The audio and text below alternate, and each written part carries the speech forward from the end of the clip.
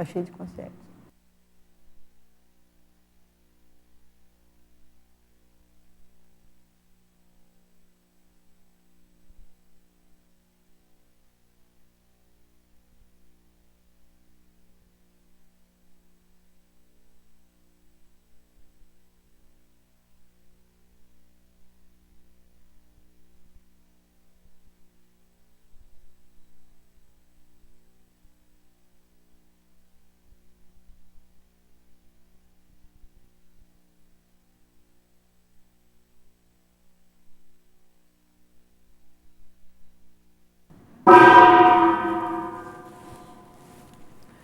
Bom dia a todos, com Sims e com CIEX. Sou a professora Eliane Schianti, eu estou aqui para desenvolver tema da minha pesquisa, né? O meu tema de pesquisa é vontade, força motriz da consciência, e dentro do tema vontade a gente tem que estudar, né, como um princípio básico do tema vontade, a intencionalidade. E a intencionalidade cosmoética, para que nosso contexto de vontade seja mais firme, mais determinado, mais preciso, e que as ações elas consigam concretizar mais adequadamente as nossas metas pessoais, aquilo que a gente traça como objetivo pessoal. Ano passado, dia 1º de outubro, eu desenvolvi o tema vontade. Posso dar algumas pinceladas também, se acaso vocês quiserem, mas o nosso foco hoje é intencionalidade cosmoética. Como um princípio norteador, como um princípio básico para a compreensão real dessa força motora que nos impulsiona rumo à nossa evolução e rumo às nossas conquistas pessoais, sejam elas quais forem, né? Nosso trabalho conscienciológico, desenvolvendo dentro das ciências conscienciologia e projeciologia, é justamente manter um ritmo claro de interassistência, com foco na TARES, para que a gente seja uma mini peça lúcida e para que a gente consiga desenvolver bem aí dentro da Equipex e das Equipins, né, um trabalho positivo de assistência, de arrimo, de amparo às pessoas que nos cercam e às consciências extrafísicas que nos cercam. Então, tendo em vista o tema intencionalidade cosmoética, a gente tem nesse roteiro de estudo buscar, né, a entender por que a intenção é tão importante para o nosso contexto pessoal. E ela, no momento que a gente estuda, ela não deve ser algo superficial. Nós tendemos a ser pouco profundos quando a gente fala de intenção. É uma tendência do ser humano, porque a gente também não entende exatamente quais são todas as nuances que permeiam o processo da intenção. A intenção, ela é algo realmente muito precioso, que norteia a consciência nesse contexto de entrada ao fluxo do cosmos. Quando a gente pensa em fluxo do cosmos, a gente pensa em sair daquele gargalo, dos travões, das dificuldades mais complexas que a gente tem, para que a gente possa, então, dar um passo significativo e importante rumo aí ao estágio evolutivo chamado libertação. Porque até então a gente vivencia, né, as interprisões, né, os roteiros aí das reconciliações muito sérias na vitimização, né, a gente tem aí uma série de traços importantes que no estágio evolutivo da vitimização a gente vem trabalhando com muita dificuldade, sem entender por que a gente não alcança aquilo que aparentemente a gente almeja.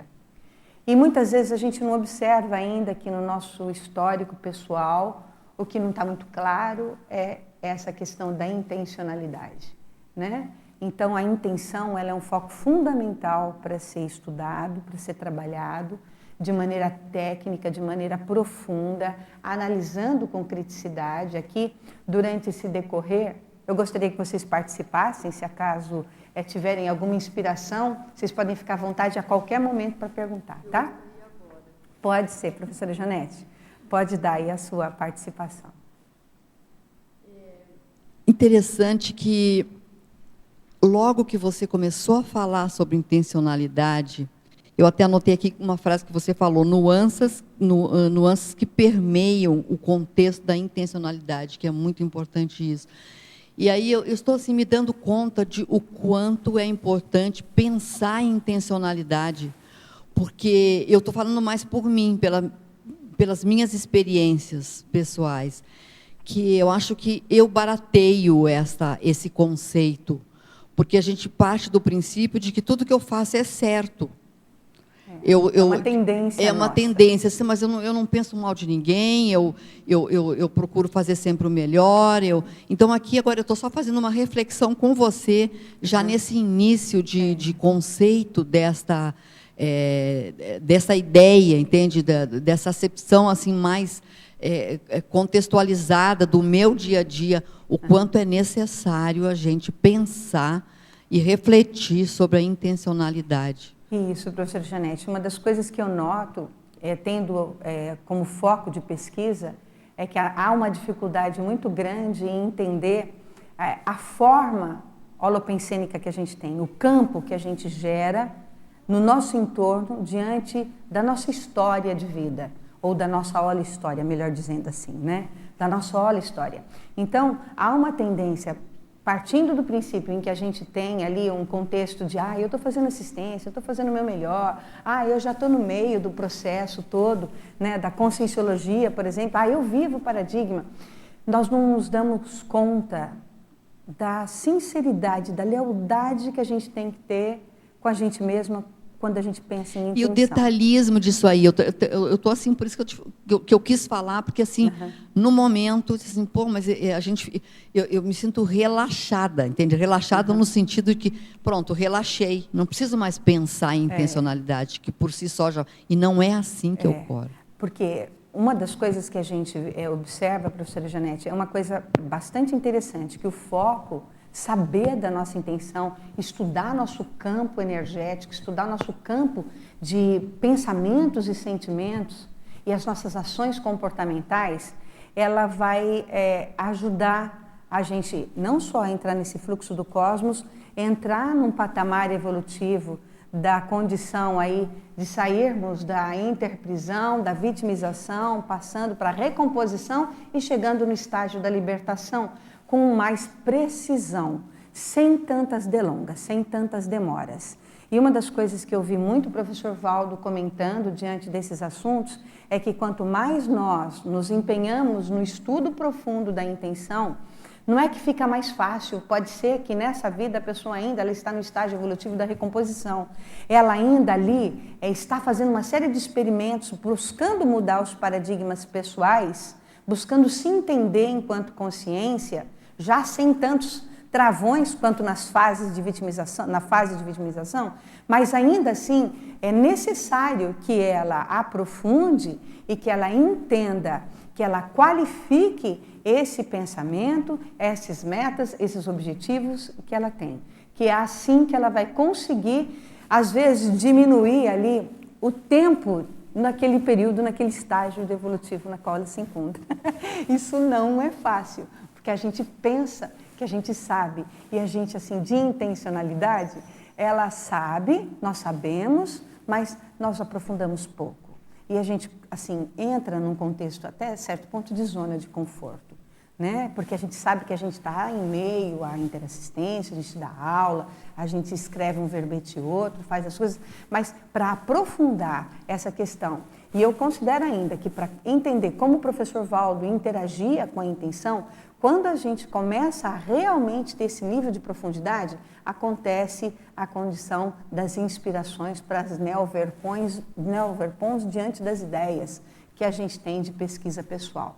E as neoverpons, elas vão se alinhando diante do aprofundamento da intenção, da qualificação da intenção que a gente vai aprendendo a buscar e aprendendo a ter. Então, é bastante interessante saber intencionar algo e saber o que você está pedindo como meta evolutiva, o que você está estabelecendo como meta evolutiva. Isso é muito sério, porque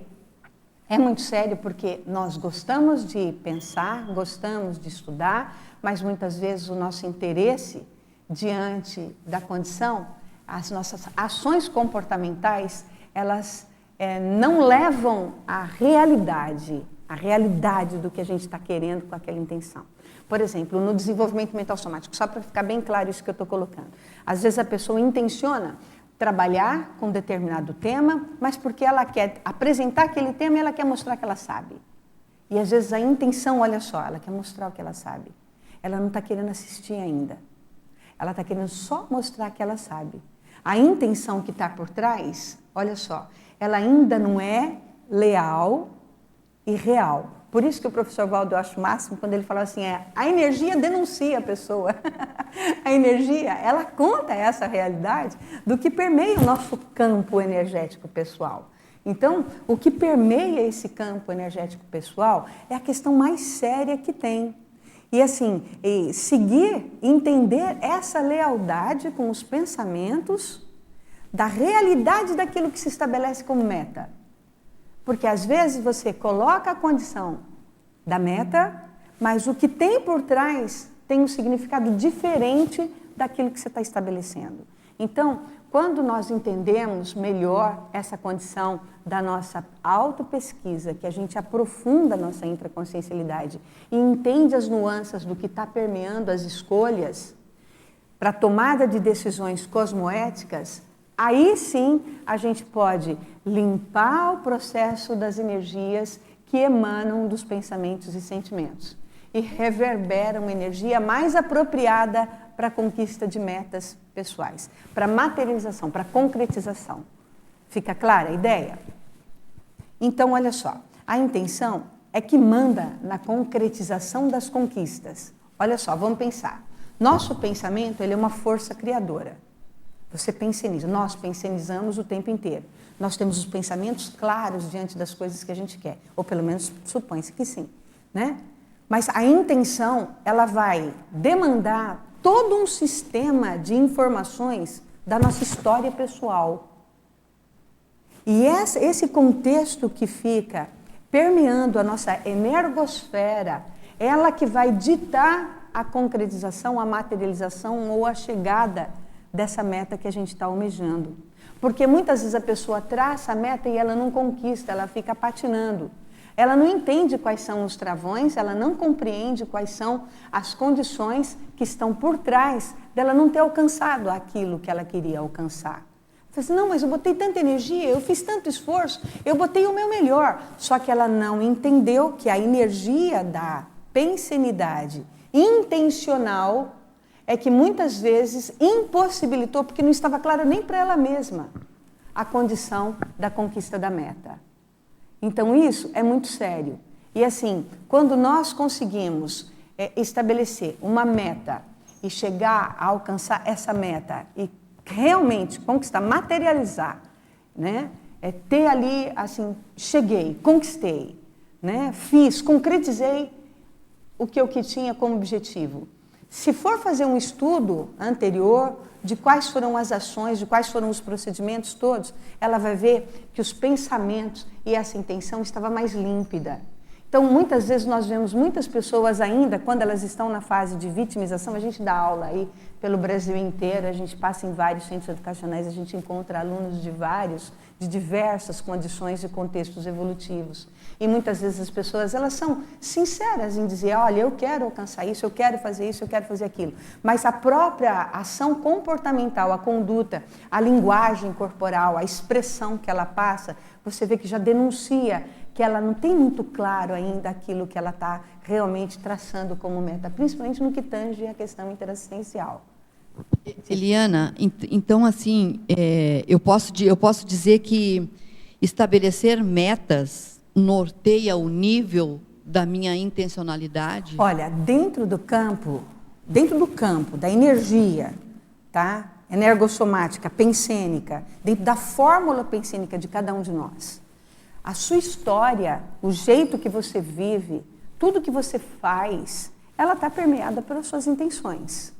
Ela está aí direcionada para as suas intenções. É o resultado. Isso. Então, tudo que nós assim estabelecemos, eu vi um vídeo do professor Valdo, vocês devem assistir, porque eu acho o máximo, é uma das tertúlias assim, que eu mais vibrei na minha vida, chamado Intentio Recta. Tá? A Intentio Recta é a intenção retilínea, continuada, franca. E ele coloca a condição do alcance de várias metas como um contexto onde é muito claro para a pessoa aquilo que ela traça como objetivo, que ela estabelece para ela conquistar.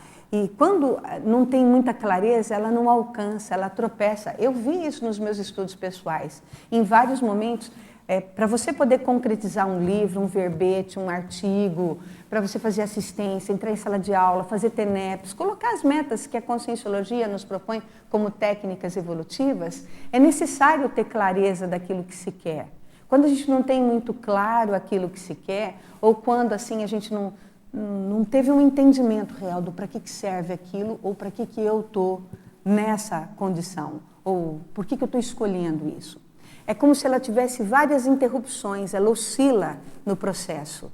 Fica clara a ideia, Janete? Então, assim, do que eu vejo, e assim, do que o professor Valdo também coloca, tanto no Intenção Continuada, como no Intente Recta, que ele fala, como no verbete do DAC também, que é a intencionologia, né? Ele coloca muito claramente a importância de entender com muita clareza aquilo que você estabelece como meta, para não oscilar. Ou não que não seja para não oscilar, porque oscilar no nosso nível evolutivo ele ainda faz parte. É para que a gente consiga entender que os travões, a falta de clareza ainda da condição da própria meta estabelecida, ela ainda não está muito assentada dentro de nós, ou não está muito bem compreendida dentro de nós. Então, isso é que é bacana. O estudo requer sempre muita autorreflexão.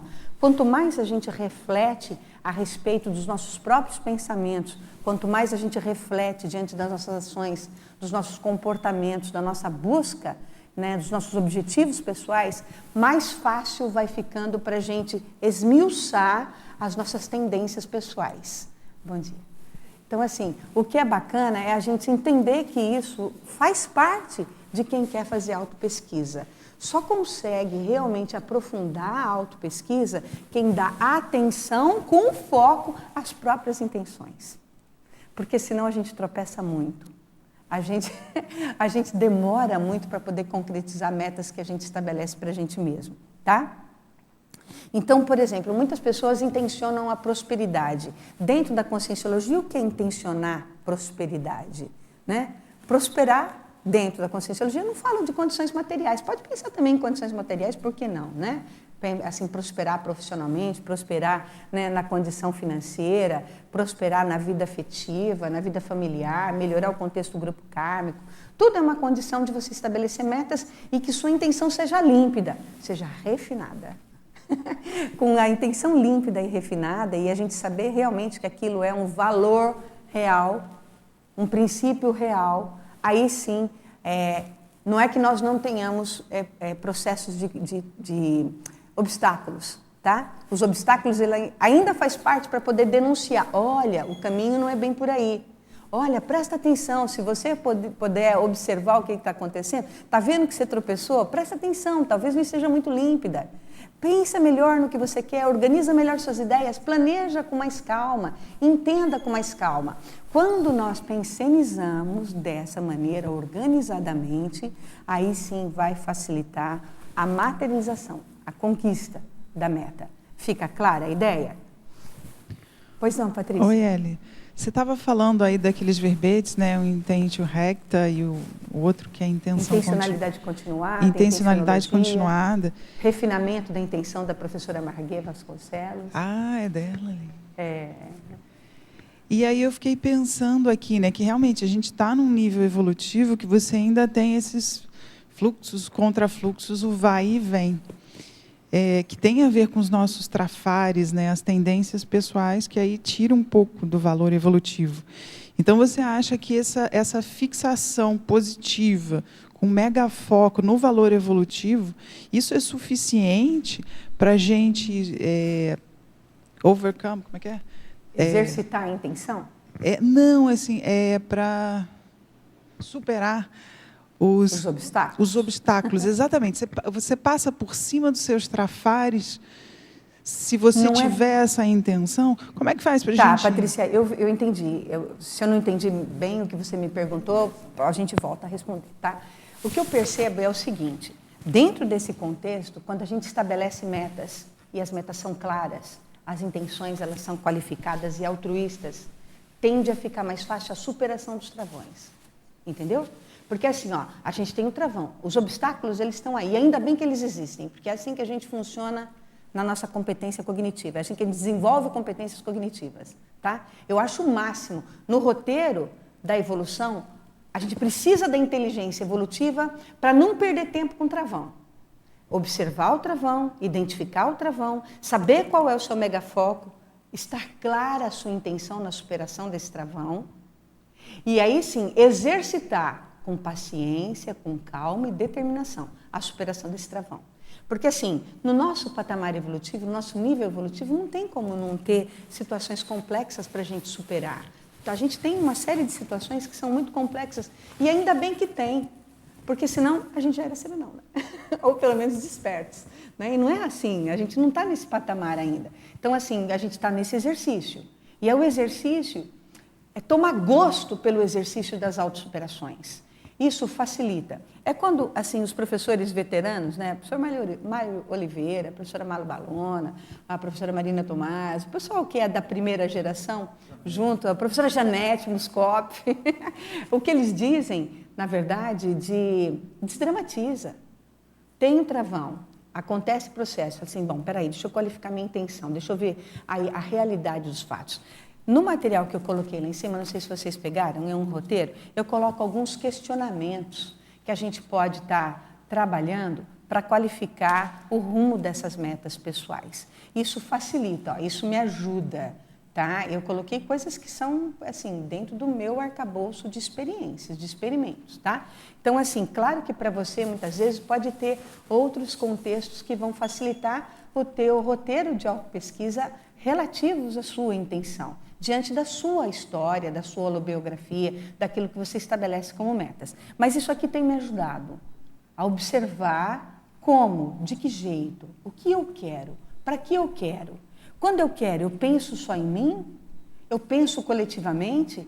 Eu penso na família, nas pessoas que estão no meu entorno, quando eu determino alguma coisa? Então, esse nível de lealdade e sinceridade em cima das metas faz com que os travões sejam diluídos e que a autossuperação seja mais leve, menos conflitiva, menos dolorosa. Enquanto é muito doloroso, né, a gente fala que crise evolutiva é complexo, né? Todo mundo aqui passa por crise evolutiva o tempo inteiro porque não tem como a gente se livrar de crise evolutiva. E ainda bem que ela tem, porque é ela que ajuda a gente a exercitar as reflexões, né? Assim, então, se a gente passa pelas crises evolutivas desdramatizando e botando foco nessa lealdade, sinceridade, cosmoética para alcançar os nossos objetivos, tende a ficar mais leve, tende a ficar assim, nossa, superei mais essa. E isso é como se fosse aumentando a energia da sua força presencial, da sua autoridade moral. E é como se isso chancelasse dentro, lá na sua intraconsciencialidade. E nesse momento, não é só mais intrafisicamente, ações comportamentais intrafísicas que acontecem. Isso se estende em qualquer dimensão na qual nós nos expressamos. Lembra, a dimensão é um estado mental. Se ele é um estado mental, é aqui, ó, que tem que ser rearranjado, arrumado, para que isso aqui seja mais linear, para que os pensamentos, para que nossas competências cognitivas sejam mais lineares, mais harmonizadas, mais lúcidas, com maior hiperacuidade, exercitando o tempo inteiro a inteligência evolutiva, utilizando a inteligência evolutiva para superar as questões pessoais. E nisso, a meta, e você colocando a energia de manifestação, lembra que eu falei que o pensamento é força criadora? Então, a vontade é a ação motora, que te leva a alcançar a meta. Entende? A vontade, ela é o que faz impulsionar as suas ações comportamentais, ação motora, ação motriz, para alcançar. E nisso, se a pessoa tem claro o que ela quer, ela planeja, ela organiza, ela arruma, ela reverifica, ela ressignifica as metas, ela ressignifica os objetivos, as experiências que ela tem. Uma das coisas bem interessantes que eu vi nesse processo de autopesquisa, né, é que assim, nós precisamos ressignificar as experiências que a gente tem. Porque como que acontece a nossa educação? Vamos pensar lá na nossa infância. Como é que foram incutidos os valores que nós temos hoje? Claro que hoje, diante de vivência de 20, 30 anos de conscienciologia, nós temos aí dentro de um paradigma estabelecido, que é uma condição mais multidimensional, multiexistencial, multisserial, bioenergética, cosmoética, autopesquisística, né? A gente já tem uma firmeza bacana de entendimento e de compreensão a respeito do que a gente quer. Mas vamos pensar lá atrás, na nossa infância. Não entenda a forma com que eu vou falar, é da psicologia isso, tá? Não entenda como processo religioso, por favor, tá? A psicologia, ela fala isso. Diante da educação, da mesologia, daquilo que a gente vive dos nossos pais, nós recebemos um sistema de valores que são colocados, educados por eles. Isso cria, dentro da gente, um sistema de crenças. Crenças, não estou falando da crença religiosa, tá? Eu estou falando do sistema de crenças de elaboração de pensamentos, de educação, elaboração dos nossos sentimentos, das nossas emoções. E o que nós vivemos na nossa infância, até aproximadamente os 7 anos de idade, até os 7 anos de idade, o cérebro da criança, dentro aí dos estudos que eu faço, né, porque eu sou educadora física, né, tem um pesquisador muito interessante chamado Galahu, né, que ele coloca que o cérebro da criança, até a Vygotsky e Piaget também coloca isso, tá, pessoal? Que o cérebro da criança é plástico, é moldável. Então, é a grande possibilidade de virada daquela consciência a família que ela vem. Só que os afins se atraem, né? Então, por isso não é tão fácil assim sair dos contextos grupocármicos. Mas é o grande momento que a pessoa tem de fazer diferente na vida daquele ser, daquela consciência. Ali, a família vai nutrir a cabeça, o comportamento, a educação daquela criança com os valores que ela tem.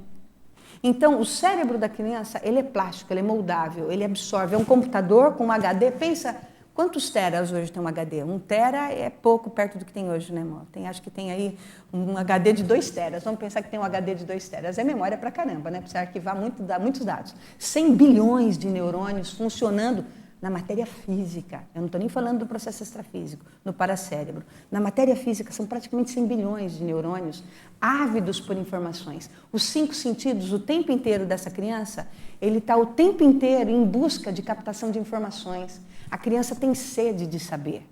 E os pais, muitas vezes, na sua ignorância, ignorada, a maior parte dos pais não tem conhecimento disso, porque também não foram educados, não tiveram experiências, não sabem exatamente como nutrir o cérebro dessa criança com estímulos positivos, com estímulos legais, com estímulos altruístas, com estímulos retilíneos, com estímulos qualificados.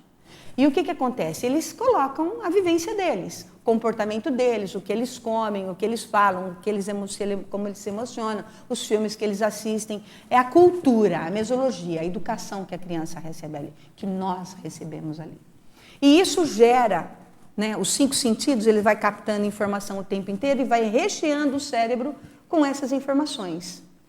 E vai criando, elaborando uma série de valores que são emprestados e que às vezes são da consciência, que nem despertou ainda porque ela não tem recuperação de cons ainda, tá? Que só vai despertar se por uma acaso a pessoa for estudiosa, se ela gostar de estudar. Aí pode despertar a recuperação de cons, mas isso lá depois da adolescência. Então, esse sistema de informações que ficou nesse cérebro, que é mais que um HD externo, um HD de um computador de 1 tera, 2 teras, sei lá quanto, de memória tem esse HD. Tudo que for incutido ali de valores, de princípios, de experiências, de emoções, fica impregnado ali. Nós ficamos assim. E o que acontece? Eu já te dou a palavra, tá, Rosil?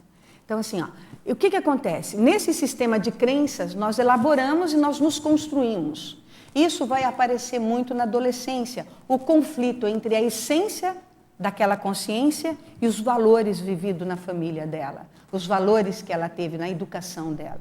E na adolescência ela começa a entrar em conflito com aquilo que ela pensa, aquilo que ela está aprendendo do coletivo, da convivência com os amigos, com a escola, com os amiguinhos do bairro e tudo mais, e começa a entrar em conflito com os valores que começam a aparecer da essência dela.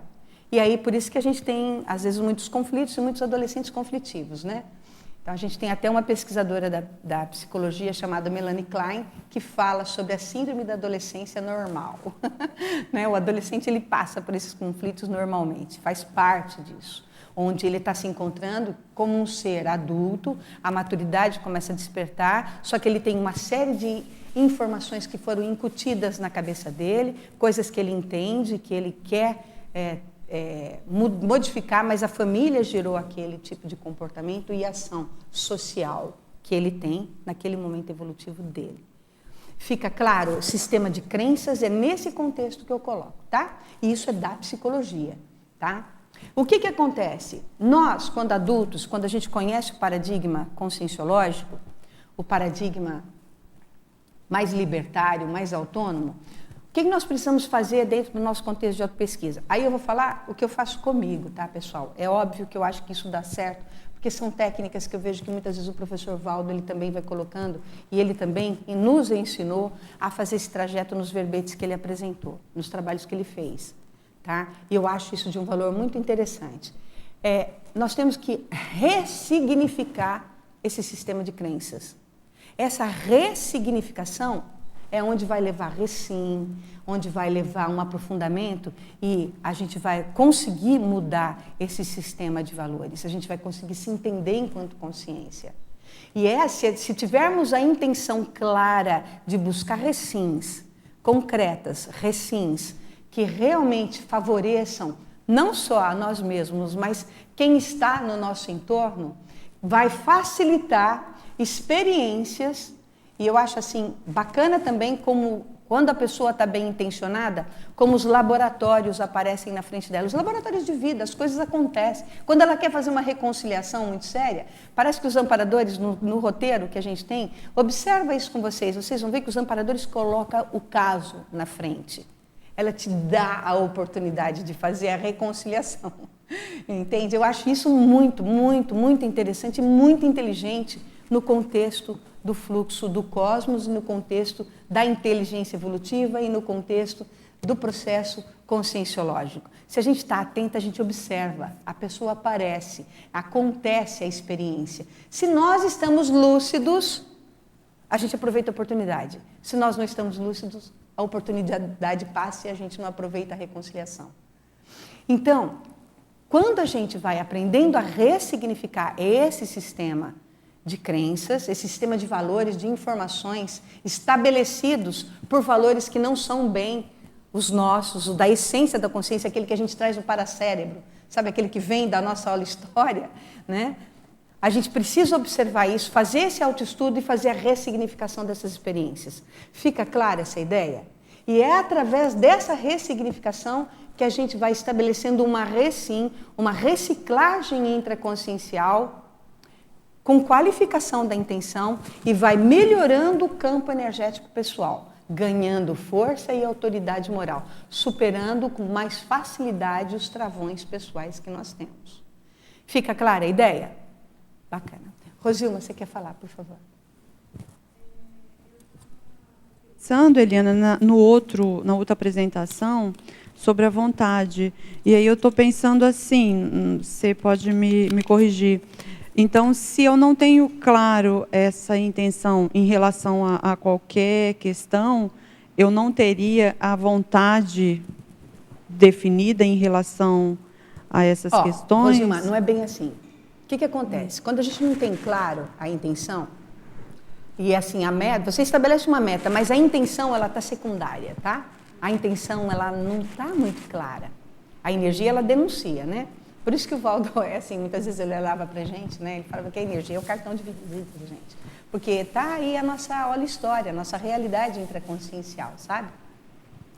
Não é que a gente não vai chegar à meta, mas você vai ter muito mais obstáculos, a gente desanima, a gente perde a motivação, a gente não se mantém com aquela chama do incentivo, aquela chama motivacional acesa para você conseguir e vencer as suas dificuldades pessoais.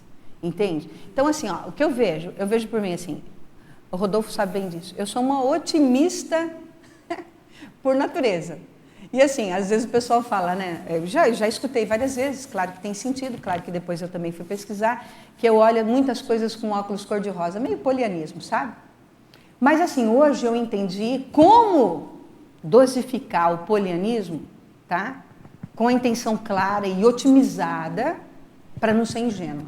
Porque no polianismo a gente tem muita ingenuidade, tá? Isso não ajuda ninguém, ingenuidade não assiste, tá?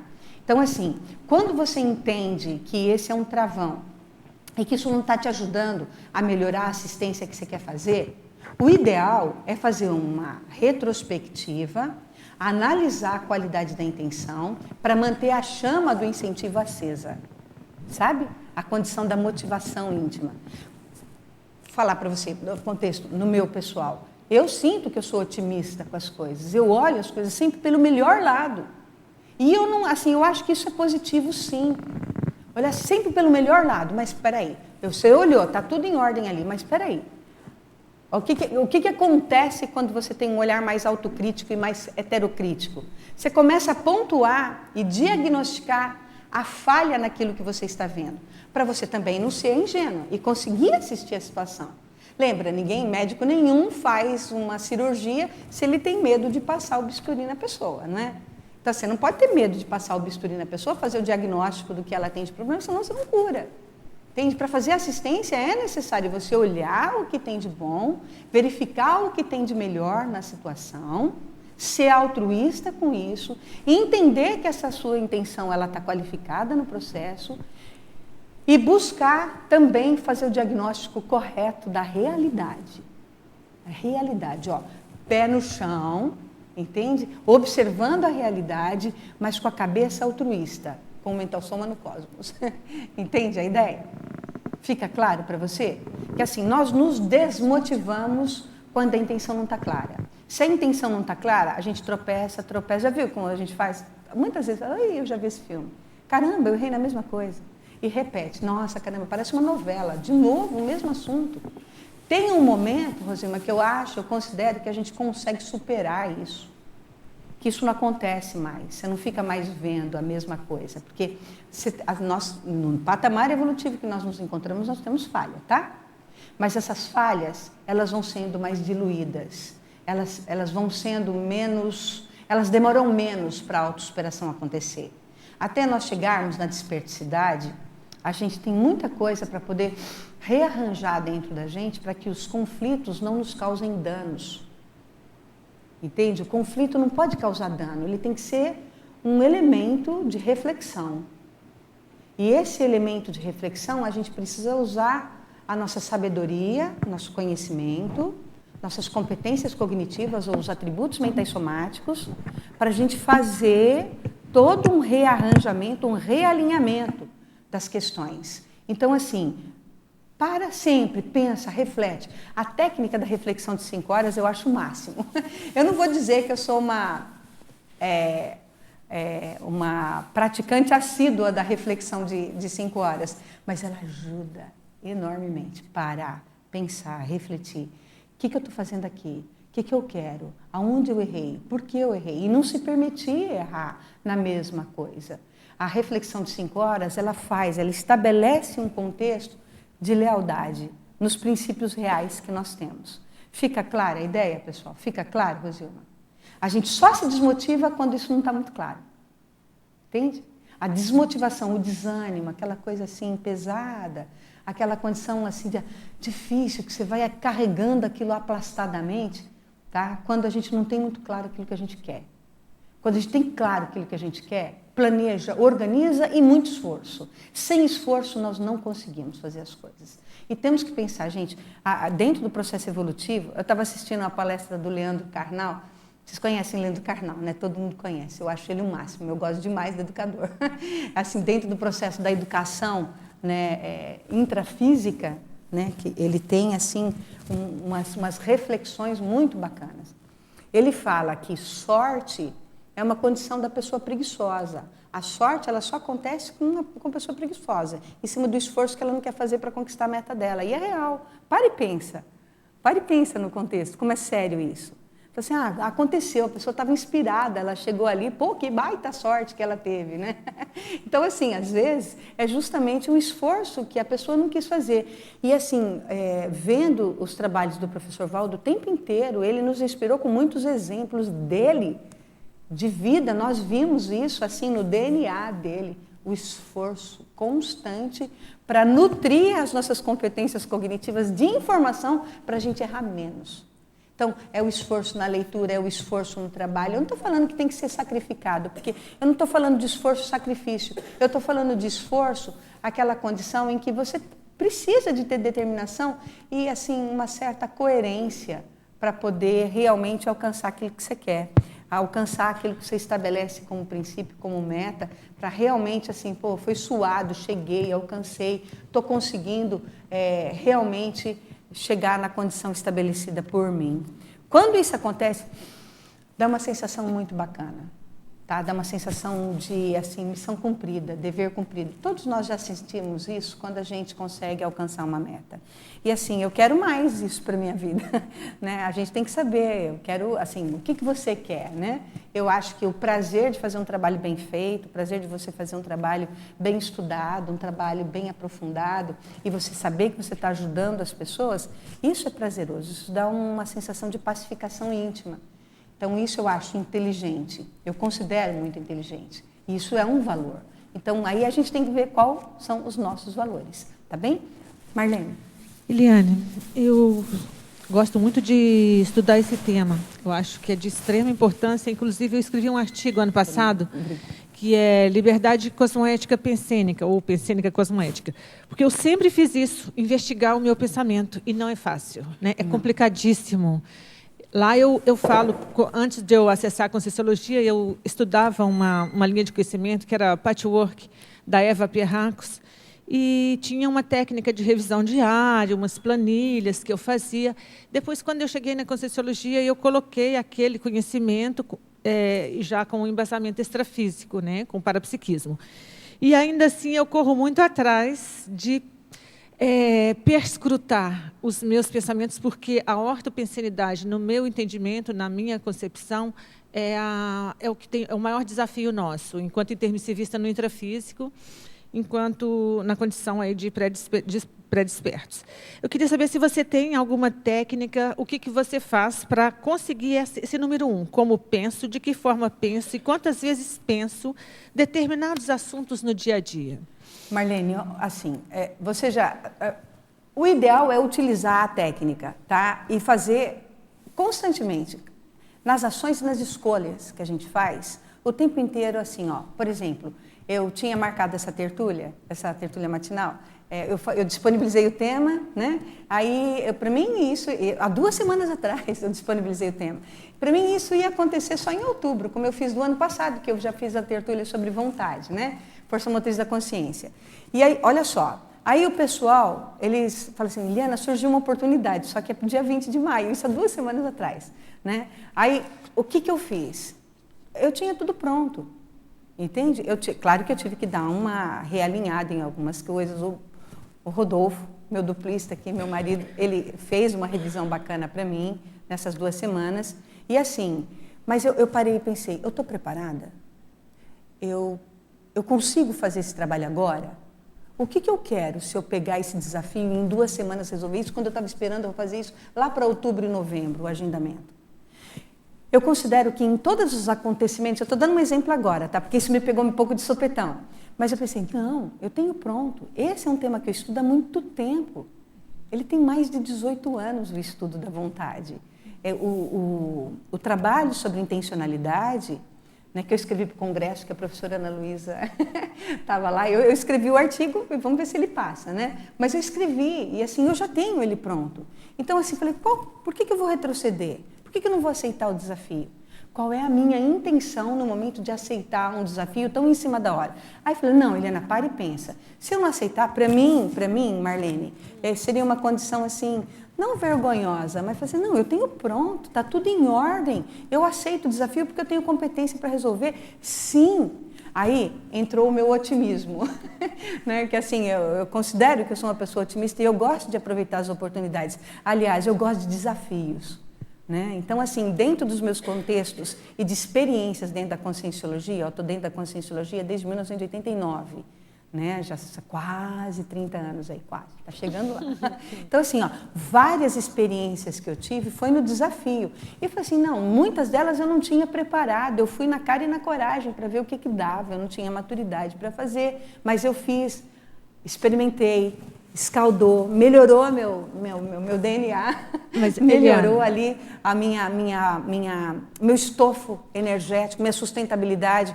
Então, eu falei assim, não, se eu já aceitei coisas que são complexas, por que eu não vou aceitar de trabalhar com isso agora? Tá. Você entende? É a forma de pensionizar sobre o assunto. Eu compreendo a questão da intencionalidade e o seu veteranismo é inquestionável. A hora que eu cheguei, eu até compartilhei com os colegas, falei, eu sou muito... A Eliana é uma inspiração para mim, desde o ECP3, que eu estava lá no Rio de Janeiro, e tinha mais de 200 pessoas. A Eliana não era nem a professora escalada, ela saiu lá do fundinho, sem microfone, e deu uma tremenda aula de paradigma consciencial, as pessoas todas atentas. Então, assim, desde aquela época eu sou você é uma inspiração. O que eu estou falando não é tanto quanto a intenção. Pelo menos o item 1, eu vi como um rastreamento pensênico. Não sei se aí é por causa da minha pesquisa, porque eu pesquiso isso. Rastrear os pensênios para a gente não chegar a um ponto de não ter que fiscalizar os pensênios. Porque eu consigo, se você falar, Marlene, eu desafio você ficar um dia sem pensar mal. Eu fico. Só que eu vou ter que ficar o tempo todo me fiscalizando. E a minha tese, que eu defendo nesse artigo, é justamente quando é que a gente vai ter essa forma de pensar sem eu ter que ficar gastando energia me fiscalizando. Porque se eu me fiscalizar, eu prometo para você que eu Marlene, fico. deixa eu te colocar uma coisa. Isso, inicialmente, ela parece difícil, complicada e pesada. Mas, olha só, isso tem que sair na diurese, com perdão da expressão. Entende? Ela tem que passar a ser, para a gente, uma condição de hábito. Ela tem que ser habitual. O que eu vejo, o que eu noto, assim, ó, como eu penso, o que eu penso, de que forma eu penso, quantas vezes eu penso no dia, em determinado assunto. Por exemplo, Uniamérica. Dar aula na Uniamérica, os meus acadêmicos, eu tenho mais que 200 acadêmicos todo semestre para trabalhar e toma muito tempo. Meu holopensene é de educador, eu estou o tempo inteiro pensionizando o Uniamérica, porque eu tenho que dar aula, preparar aula, fazer roteiro de prova. Então, quanto tempo eu tenho pensionizando no processo educacional? Entende? Quando eu observei o quanto a Uniamérica, ela... Não é que toma meu tempo, porque eu faço, gente, assim, para mim, a educação é meu veio proexológico, tá? A educação, eu, assim, trabalhar dentro da Conscienciologia, eu dou aula, tem 27 anos. Dou aula desde 1994, de aula de Conscienciologia, tá? E, assim, na Uniamérica, eu estou desde 2005 dando aula. E já dava aula anteriormente. Aliás, eu dou aula desde os 13 anos de idade. Então, o roteiro veio proexológico é a educação.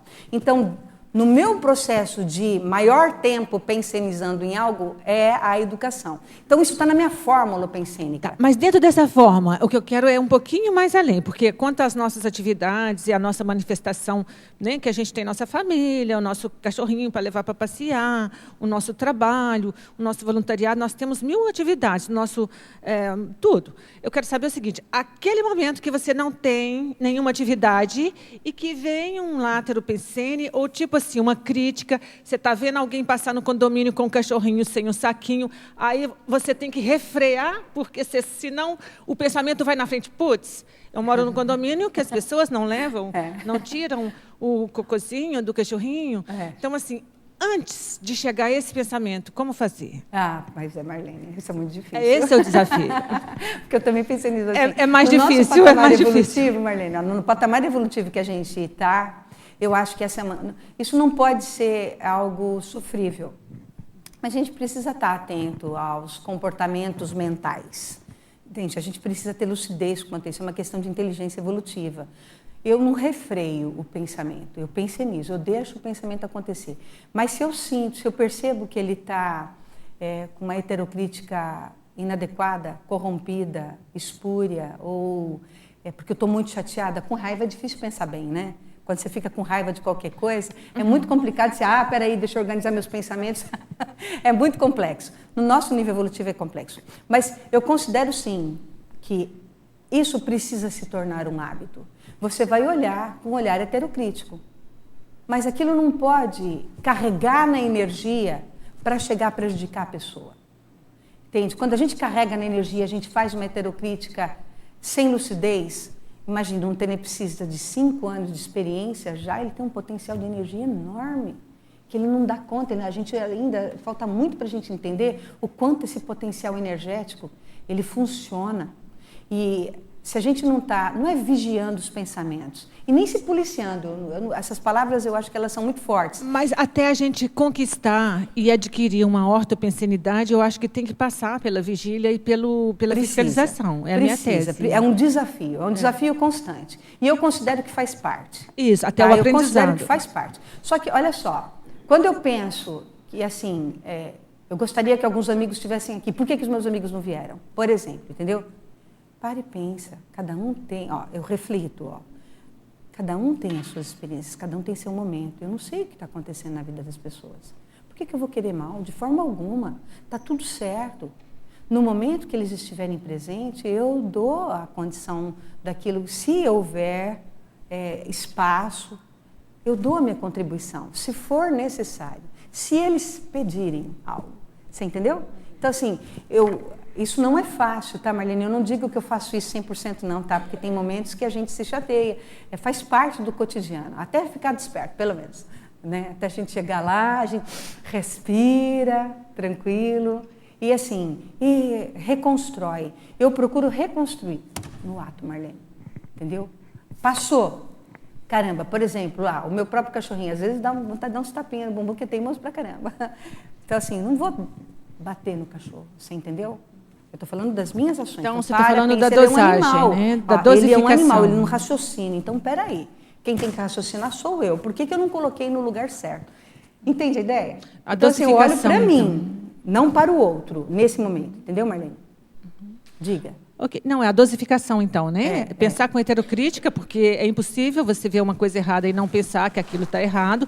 No entanto, ter a consciência de que não pode prejudicar a pessoa energeticamente, no sentido de que ela está errando. É ver, então, com não uma jogar certa... energia contra, entendeu? Quando a gente penseniza de maneira desorganizada, com raiva, qualquer coisa. Mas eu não falo com raiva. Gente, eu teria precisa de 1 ano, teria precisa de 2 anos. Ele já tem um fulcro de energia, de trabalho ali, de atendimento enorme. Se ele ficar com raiva, ele bate, assim, abriu espaço cunha mental para assédio.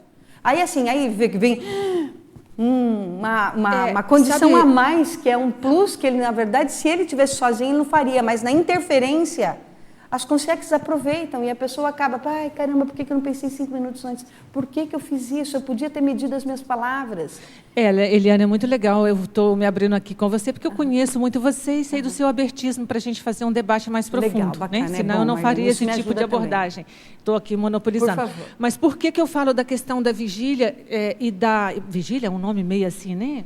Uma conotação meio religiosa, mas... É da hiperacuidade autopensênica. Mas eu acho que a fiscalização também, aí vem para o meu lado o negócio do direito. Então, assim, o tempo todo a gente tem que ficar se autopoliciando, piorou mais ainda. Por que, Eliana, que eu falo isso? Porque eu acho que boa parte das pessoas não estão conscientes do quanto elas pensenizam negativo. Às vezes a pessoa chega perto da gente, te elogia assim até a 3ª geração, e, no entanto, as energias são horríveis. Você vê que não é verdadeiro, que não a energia, Marlene, nem um cartão de visita real. E fica chato, porque como é que você vai fazer? Você não pode falar com a pessoa, e mesmo num grupo interpares, né, que a gente trabalha energia, a gente fala em parapsiquia, a gente fala em cosmoética, a gente fala em assistência, Marlene, a gente fala em internet. Então, é complicado, por isso que eu estou trazendo esse assunto à baila. Só para contribuir, Marlene, assim, que eu acho que é bem importante isso que tu fala, e para mim, tu, né, que eu estou agora aqui em Foz, e o tu está pegando, quando eu digo tu, é gaúcho, né? Mas você, né, trazendo isso, o que eu pego para mim? Que a gente olha o que está acontecendo ali e a gente traz para um julgamento. E, na verdade, quando acontece isso comigo, o que eu faço? Bom, a pessoa deixou o cachorrinho fazer cocô ali. Tá, isso é uma questão dela, ela vai ter que dar conta disso. Mas por que isso me incomoda de uma forma que eu tenho que trabalhar energeticamente, me policiar para que isso não tome uma emoção maior, como né? Como é seu nome? Aide. Aide. Ah, Aide. Aide, que a gente faz com isso, num momento como esse? Pessoal, a técnica básica ensinada pelo professor Valdo o ano inteiro, a vida inteira, séculos de cloro. EV, faz o EV, trabalha com EV, para, reflete, pense, dá-lhe um EV, limpa a energia para a intrusão pensênica não entrar como cunha mental, entendeu? Eu entendo que o EV vai me ajudar nesse sentido de limpar a questão energética, mas eu fico pensando na construção do meu pensene. Eu tenho que pensar por que aquilo me incomoda e estudar aquilo e aprofundar, né, nesse sentido. Sim. E assim, eu considero que na autopesquisa, essas observações, a gente fala assim, né, pensando grande no processo interativo com todas as consciências, e esses detalhes que a Marlene trouxe, a Aide trouxeram agora, gente, isso é o que a gente vive, é a nossa realidade. Não adianta a gente querer estabelecer uma meta lá, chegar a ser evoluciólogo sem passar por essas minúcias de interferências que a gente vive o tempo inteiro. Então, isso é vida real. E é na vida real que a gente tem que aprender a utilizar os atributos mentais somáticos, a inteligência evolutiva para ressignificar aquela condição. É nesse momento. E esse exercício ele é muito bacana. Esse exercício é que constrói a autoridade moral, a força presencial. Você quer falar, amor? Marlene, esse exercício, né, Marlene, da gente ficar o tempo todo verificando a gente mesmo, eu acho, essa pensanização. Mas, além disso, essa busca, esse exercício de uma pensanização mais sadia, e do que você coloca, professora Eliana, aqui, você logo verifica na sua energosfera quando você começa a pensanizar negativamente.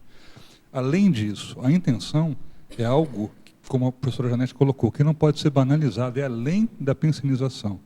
Ela é adjacente a pensanização, e que verifica o que nós queremos fazer ou nos manifestamos através daquele pensene e das nossas metas. Você pode entrar mais na questão da intenção por si e como qualificar ela, além da pensanização. Uma coisa é o hábito da pensanização e de verificar. Outra questão é como que a gente pode avaliar e não ter problema com avaliar isso, o hábito de avaliar a sua intenção. Como fazer isso? Bom, vamos lá. Depois eu passo a palavra para a Ana Luísa, tá? Já foi, Ana? Tá bom. Olha só, o que eu percebo que é importante ser feito para melhorar e qualificar a intencionalidade mude o pensamento criando alternativas para aquilo que você escolhe. E pessoal, dá a impressão que assim, não, isso é difícil. Ele é difícil porque a gente não tem muito foco, a gente vive o contexto do cotidiano sem muito foco. Se a gente tem foco estabelecido, olha só, nós aqui, nessa vida, todos nós aqui, não tem uma pessoa aqui que eu considero que não vai chegar à desperticidade se quiser. A gente vai chegar à desperticidade se quiser. Só que tem que ter o foco. E o que precisa para isso? Traçar um plano de ação. Então, olha só, criar alternativa futura para si mesmo. Então, quando você cria alternativa futura para si mesmo, você começa a dar uma ordem na casa mental. E eu acho de uma sabedoria incrível quando o professor Valdo fala da mental somática, que é só o estudo, leitura, estudo, autopesquisa, que ajuda na retilinearidade autopensênica. Para a gente chegar nessa retilinearidade autopensênica, é necessário leitura. E eu vejo o quanto eu falho nisso. Por quê? No momento em que você tem que pegar um livro e ler, olha só, gente, eu sou da psicomotricidade, tá? Não é por nada não, mas eu passei dentro do ginásio de esporte quase 30 anos da minha vida. Então eu sou muito do movimento. E sentar e ler e acalmar e pegar os tratados que nós temos, eu já li muita coisa da conscienciologia, mas não com a assiduidade necessária e pedida pelo professor Valdo, ou instruída pelo professor Valdo. E aí sim você vê que quanto mais a gente lê, mais a gente dá ordem na casa mental. Então não dá para fazer vista grossa com leitura. É necessário fazer leitura para melhorar a retilinearidade autopensênica. E fazendo isso, organizando a casa mental, fica mais fácil de entender quais são as intenções. Quando está tudo muito saltuário, já viu como o nosso pensamento é saltuário? O meu ainda é. Não sei o de vocês. Ora, por exemplo, assim, eu vou no supermercado, eu olho o que eu quero comprar. Ora, tem uma pessoa que passa, ora alguém pergunta, ora eu vejo se eu tenho com dinheiro na carteira, se eu trouxe cartão. Ora, eu tenho que passar no posto, pegar gasolina? Não, eu não tenho que fazer o trabalho na faculdade, não fiz a prova. O pensamento fica uma borbulha na cabeça dele, já viram? Como funciona? Não... E a gente fica... Aí, Marlene, olha só, é muito séria essa questão da organização da casa mental com a leitura, o estudo, o debate, a organização. Uma coisa que me ajuda, eu não abro mão, e o Rodolfo sabe bem disso, porque eu sempre falo muito com ele sobre isso, eu não abro mão de sala de aula. A sala de aula, para mim, ela é o livro vivido. Entende a minha ideia? Essa é a minha experiência, tá, pessoal? Ela é o livro vivido. Ela é o livro vivido. Por quê? Porque eu reflito, eu tenho que pensar, eu tenho que organizar meus pensamentos. Isso me ajuda demais, a sala de aula. Tanto a sala de aula conscienciológica, quanto a sala de aula. Para mim, isso é um prazer, é gostoso, é agradável. Quando eu dou aula na América, não é um peso. Para mim, isso é gostoso, é prazeroso, e estar ali com os jovens, né? Minha turma ainda, a turma que eu trabalho, é de 17, eles recém saem do ensino médio. Vai que todo mundo para a educação física que acha que a educação física é recreativa. Ela não é recreativa, tá, pessoal? Ela é dura, ela é séria, ela tem fisiologia, ela tem anatomia, ela tem psicologia do esporte, tem que entender a cabeça das pessoas, tem que entender o tripé, cognição, afetivo e o motor, sociabilização, tudo isso tem muito conteúdo para você trabalhar e estudar. Então, coitadinhos, os que pensam que vão lá para brincar, já era. Vai ter que estudar muito. E só que isso é prazeroso. Eu não faço isso com esforço. Eu faço isso desde os meus 13 anos de idade, não aula em universidade, né? Mas dar aula desde os 13 anos de idade. Por isso que eu falo que é meu veio proexológico.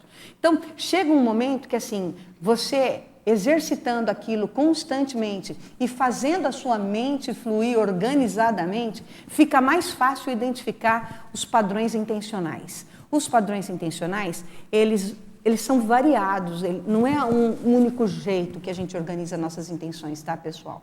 Então, assim, ora a gente carrega nas tintas, ora é menos, ora você estabelece uma meta mais concreta, ora ela está meia boca. Então, o que precisa é dar ordem na casa mental. Ordem na casa mental é com estudo, é com concentração. Eu tenho uma técnica que eu gostaria de passar para vocês, vocês verificam aí o que vocês, como vocês se dão com ela. Depois me dá o feedback, por favor. Que eu passo isso no meu CAP, no curso de aprofundamento do autoparapsiquismo, que eu trabalho com o aprofundamento na questão da vontade. A técnica é, pega um cronômetro, senta quietinho na sua sala de TENEPS, bem quietinho, não é reflexão de 5 horas, tá? Pega um tema que você gosta, que te estimula, que te dê prazer em pensar, e cronometra quanto tempo você consegue se manter pensando nisso, só naquele tema. E quantas variáveis daquele tema você consegue pensionizar. Pensar, sentir, se entrega para o momento. Na hora que você sentir que você dispersou, você tem que desligar o cronômetro. Para você ir aprendendo a dar um padrão de ordem, de verificar quanto tempo. Você vai ver que, gente, no começo é muito interessante, porque a gente dispersa demais. A hora que você menos percebeu, você dormiu, cochilou, passou para outro contexto de pensamento. Aí o pensamento ele fica assim, saltitando na cabeça da gente. O tempo todo é assim. Então, isso é que dá uma pena, porque se a gente assim, aprende a organizar de maneira bem clara aquilo que a gente quer, né? E assim, uma das coisas que eu coloquei também na primeira tertúlia matinal que eu falei, que é o sobre vontade. A minha vontade é de ser professora, uma grande professora, multidimensional. Funcionar como um laser na mental somática das pessoas, com conhecimento, com energia, com teaticidade. Eu sei que isso leva tempo para construir, mas é uma meta. E eu não abro mão dessa meta, para mim isso é um foco. Então, esse megafoco, ele está. E eu não deixo ele oscilar. Então, isso, dentro dos contextos do IPC, né, eu sou voluntária do IPC, a gente trabalha e itinera o tempo inteiro. É com ICP1, é com ICP2, é com os cursos pessoais, é com a matriz interna institucional, é com o curso de matriz externa. Então, isso é um exercício, sala de aula, docência conscienciológica, é um exercício para isso acontecer. A parte, as técnicas de leitura, de autorreflexão de 5 horas, gente, a conscienciologia, ela tem enumerado uma série de técnicas muito positivas, que nós precisamos aplicar e investir nelas e verificar assim, qual é o percentual de aplicabilidade que a gente tem em cada técnica que o professor Valdo propôs para a gente. Né? TENEPS é uma técnica, duplismo é uma técnica. Né? E assim, qual é a técnica? Eu uso a técnica da sala de aula. Para mim, sala de aula eu não abro mão. Então, o que você não abre mão? O que é um valor para você? Essa é a reflexão. Entende? E isso é muito bacana, porque aí a gente consegue se vincular aos amparadores e a gente dá menos abertura para as intrusões pensênicas que fazem a gente desanimar das metas.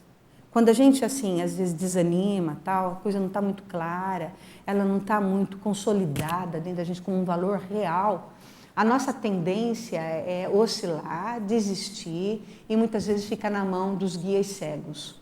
O guia cego, em vários momentos, eles são muito bons, tá, pessoal? Eles ajudam mesmo, tá? Mas eles oscilam também. Não tem linearidade no trabalho dos guias cegos. Por isso que não é bom. A gente oscila junto com eles oscilam junto com a gente. Eles também não têm lucidez, também não administram adequadamente o holossoma deles. Também não administra muito bem a pensenização deles. Por isso que oscila. O amparo, não. O amparo, ele é perene. O amparo, o tempo inteiro, ele te inspira com ideias. Não, mas por que você não vai? Está tudo certo. Vai lá, está tudo em ordem, a gente vai te ajudar, está tudo certo. E para fazer isso, gente, vai lá, organiza a mente, se inspira, relaxa, pergunta, vai perguntando o que eu quero, por que eu quero, de que jeito eu quero, quantas vezes eu quero isso. Está claro para mim isso? Tem alguma intenção que está ainda purulenta, que está ainda desqualificada, que eu não estou entendendo bem em cima das minhas escolhas? Se a gente vai refletindo, organizando a nossa casa mental, chega um momento que as coisas fluem, elas vão. E assim, você vê, não obstáculos, mas você vê o exercício que você precisa para você crescer. Entende a ideia? É o exercício que você precisa, não é o que você quer. Eu não sei se eu me faço clara quando eu digo isso. Tá? Então, assim, muitas vezes você estabelece uma meta, mas essa meta, você precisa de desenvolver determinadas nuances intelectuais, cognitivas antes. Aí, na hora que você decanta essas necessidades que elas fazem parte do teu contexto, aí as coisas fluem com mais precisão. Ficou clara a ideia? Professora Marguerite, você quer colocar? Eu queria fazer um comentário, porque eu estudo esse tema também, né? Tanto que eu escrevi o verbete, refinamento da intencionalidade, e eu tenho um curso que chama Uso Cosmoético das Energias. Então, quando a gente começa, aí é a minha visão, tá? Eu comecei a estudar mais o processo psicossomático, o processo do psicossoma, porque eu acho que ele é que é a nossa puxada de tapete. Né? Quando você consegue trabalhar bem com o psicossoma, o mental soma consegue realmente se impor diante de situações conflitivas do dia a dia, né? Como a Marlene trouxe, que a gente tem muita conflito.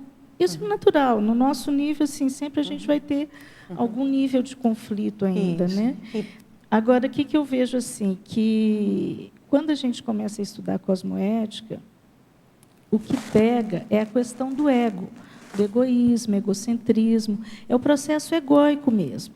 Então, quando a gente pensa, por exemplo, assim, eu vou pegar o exemplo da Marlene, a pessoa deixou lá o cocôzinho, não levou sacola. Na realidade, o que eu vejo por trás de uma intenção dessa, se eu pensei nisso assim, porque que aquela pessoa tem que fazer o que eu penso. Esse é o primeiro ponto. Né? Então, assim, é respeitar o jeito do outro pensar. Né? E a outra coisa eu fico chateada, por quê? Porque aquilo está incomodando o meu condomínio, onde eu moro, que eu tenho a casa, né? E até certo ponto eu tenho direito, mas o outro também tem. Então, isso gera um conflito. E eu vejo que, quando o conflito surge, é porque tem um processo do ego salientando. Está sinalizando, né? Está sinalizando. Tá vermelho, tem um egoísmo aí, tem um egocentrismo, tem um processo egóico. O psicossoma está falando mais que o mental soma. Então, quando a gente faz essa reflexão, assim, a gente se pega em cima do lance e consegue fazer essa reflexão, às vezes a gente consegue requalificar a nossa intenção. Isso. Aí você consegue ver até se vale a pena fazer uma abordagem para outra pessoa ou não. Mas tem coisa que é omissão deficitária, tem coisa que é omissão superavitária. Aí você vai pesando as coisas. E isso tudo foca é a cosmoética. Então, quando você pensa muito no processo da cosmoética... Marguerite, uma coisa que você me lembrou bem agora, na sua fala, é assim, tem um verbete chamado vontade ternária. Todo mundo tem que ler, tá? A lição de casa. Já estou passando a lição de casa aí. Olha só. Essa vontade ternária, Terezinha, Já te dou a palavra, tá? No Vontade Ternária, ele destrincha como a gente utiliza, como a gente gerencia, como a gente faz o autogoverno dos veículos de manifestação em cima daquilo que a gente almeja. É muito bacana, porque ele direciona adequadamente o autogerenciamento em cima das emoções, em cima do contexto aí da qualidade de saúde que a gente tem com o nosso soma. Ele fala de como você consegue fazer essa administração dos veículos de manifestação da consciência. Tá? Então, ele coloca de maneira muito clara, estabelece um ritmo muito claro. E eu também observo, Marguê, que nesse contexto da nossa intenção, o que vale muito pensar, a gente tem que dar conta do psicossoma, eliminar as nossas carências pessoais, de todas as ordens. Tá? Às vezes é a carência afetiva, é a carência de amizades, é a carência de sociabilização, é a carência do estudo, é a carência informacional. Às vezes a pessoa quer atingir algum patamar, alguma coisa, e ela não estuda para aquilo. Ela quer dar aula, mas ela não estuda, ela quer tudo pronto. Eu vejo isso o tempo inteiro. Às vezes a pessoa quer dar aula de conscienciologia, mas ela quer chegar lá e ela quer tudo pronto. Não adianta, ela tem que fazer, ela tem que preparar o trabalho dela, ela tem que estudar para fazer aquilo. Aliás, antes, na nossa época, você é também dessa época, a professora Ana Luísa dessa época, a professora Janete também é dessa época. A gente tinha que preparar nossas aulas, a professora Reinalda era dessa época, várias pessoas aqui, a professora Adélia era dessa época também. Olha só, a gente tinha que preparar nossas aulas a punho, a punho. Você tinha que estudar detalhadamente, tinha que entregar todos os planos de aula a punho. Não era digitado, porque também tinha IBM, né? Tinha a máquina IBM naquela época. Tinha mimeógrafo, Eliana. Você já sabe que você fez datilografia, você não fez curso de computação. Tinha mimeógrafo. Tinha mimeógrafo. Né? Aquele azul que sujava tudo. Então. Eliana, eu queria falar em cima da fala da Marquê, pode ser? Pois não. Não é uma réplica, não, mas assim, acho que houve um mal-entendido. Para mim, não chega a ser um conflito quando eu vejo o meu vizinho, abro a janela, estou lá super bem, vejo o meu vizinho passar com o cachorrinho sem o saquinho. Não é um conflito. Eu disse que a questão de não ter de fiscalizar o pensamento, o nível que a gente tem ainda, se quiser uma ortopensinidade, tem que ter muita fiscalização para ela ser contínua, e que um evento desse me tira, não é um conflito, me tira da minha ortopensinidade, porque eu acabo criticando, até pela questão do direito. Se existe uma norma, uma convenção de condomínio, onde todos tem um código grupal para poder fazer isso. É só um exemplo. Entendeu? É só um exemplo. Agora, uma outra coisa, isso às vezes pode acarretar problemas graves. Eu uma vez fui num curso aqui no CAEC, num acoplamentário, uma colega de Brasília estava aqui pela primeira vez, ela pisou numa caca, e aí foi para o curso, não tinha outro sapato, chegou lá, limpou, não adiantou, o campo inteiro a pessoa ficou com aquele cheiro. Gente, isso atrapalhou não só o curso da pessoa, ela não voltou mais aqui, atrapalhou todo o curso. Então, eu acho, assim, às vezes, são os efeitos. Não é que é um conflito para mim, não é um conflito. Mas os efeitos... Eu peguei isso aí que você trouxe... Que você falou da questão egóica. Não estou necessariamente falando de você, tá, Marlene? Eu peguei um exemplo. Pode ser qualquer outra coisa que eu faço, que a Eliane faz, qualquer coisa. Que no dia a dia, às vezes, a gente tem... Tem as chateações, e as chateações elas geram algum nível de conflito. Né? Agora, não estou dizendo que... A chateação, Marguê. Eu estou falando dos efeitos de um passo mal dado, que às vezes é pequeno, não quer dizer um conflito. Tem uma outra variável, Marlene, que eu vejo assim, que a criticidade, ela passa por isso que você trouxe. Em algum momento, você vai falar assim, a pessoa está deixando ali.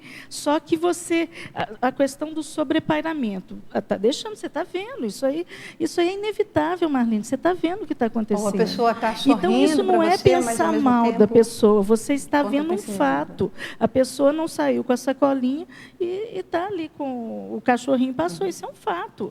Isso aí não é um pensar mal. O pensar mal é, poxa, aquela pessoa de novo deixando... Aí sim, aí você gerou... Porque o diagnóstico ele tem que ter, essa né? diferença. Mas Tem que ser, tem no que ser nosso lúcido caso para a realidade dos fatos. Sim, não, tem coisas muito... Eu não vou adentrar aqui para não tem muita monopolizar coisa com um muito mais tema séria tão, que isso, é só tão um exemplo vil pra gente e poder com um debater. negócio, uma aula falando de cosmoética, mas a gente tem que pegar as coisas pequenas mesmo, porque às vezes, é o que eu falei na minha aula de semana passada, a gente fala de ideias tão avançadas que a gente começa a filosofar. Né? Nossa, cosmoética, se você filosofar, assim, tem que botar se o pé no você chão, pegar, é dia a aí tem que dia. voltar lá embaixo. O que está incomodando? É aquilo ali que está me incomodando. Deixa eu pensar como é que eu vou resolver isso. Às vezes é começar lá de baixo, porque filosofar sobre cosmoética, sabe que, olha, eu sei fazer muito bem. Então, mas assim, vários de nós, assim, dentro do processo teórico, a gente tem muita teoria. Não é por nada não, mas olha isso aqui tudo. Quem lê isso aqui tudo, tem uma baita de um conhecimento teórico incrível. A questão é a prática, como é que a gente pratica essas questões. A questão é o 99% da prática. E aí eu tenho uma técnica para a gente assim, o que eu procuro fazer, tá, Marguerite, tá, Marlene, nesse processo, verifica se vocês concordam com isso, tá? Se discordar, também fala, tá, professora Janete, me ajuda aí. Tá, amor? Então, assim, o Alexandre também, o Ale pegou também o microfone. Já que eu te passo a palavra, tem a Terezinha e depois eu te passo a palavra, tá? O que eu faria? O que eu procuro fazer? E o que a gente precisa desenvolver, que é muito sério na questão da interassistência? É o danado do termo e do comportamento chamado acolhimento. Acolher. Quando você acolhe, e realmente aquilo é intencionalmente franco, intencionalmente, sinceramente, bem intencionado, o acolhimento faz com que você dê toda a informação necessária para a pessoa e ela não fica com raiva de você. Quantas vezes eu vi isso de professores veteranos falando coisas duras, seríssimas que a gente precisa melhorar, e você sai refletindo, você não sai amargurado com aquilo. Agora, quando é carregada, heterocrítica, mal intencionada, não é altruísta, a gente já passou muito por isso, a gente sabe como é que é. Aquilo te assedia, te deixa mal, te deixa triste, você sai muitas vezes chorando, sai chateado da vida. E para você retomar aquela amizade depois é um trabalhão. Então, assim, esse contexto do acolhimento, o acolher, o entender por que a pessoa está fazendo isso, e você soltar a sua energia para poder perguntar, ajudar, compreender, fazer o exercício da intercompreensão, para poder realmente fazer a sua energia fluir beneficamente para a pessoa. Benevolência na intenção, no acolhimento, a gente consegue interagir, falar, dar o recado que você precisa dar para aquela pessoa. Ela não vai ficar amargurada com você. Isso acontece o tempo inteiro, quando as pessoas têm esse bom senso de chegar e querer realmente contribuir com a informação, por mais carregada que ela seja. Assim, só que não pode ser na lata, paruf! Não é na lata. Tem gente que aguenta situações cirúrgicas e na lata, mas é o jeito, é o jeitinho, é o acolhimento. Tem que estar permeado de uma empatia, permeado de uma condição de um certo, com perdão da expressão, não me interprete mal, não pense que isso é da ordem religiosa, tá? Mas você tem que ter um carisma, uma agradabilidade, uma benevolência para acolher a pessoa e dar o recado que você precisa para ela. Isso facilita a convivência. É o exercício, é o carinho de verdade, é assim a fraternidade vivenciada, é a teática da fraternidade, isso.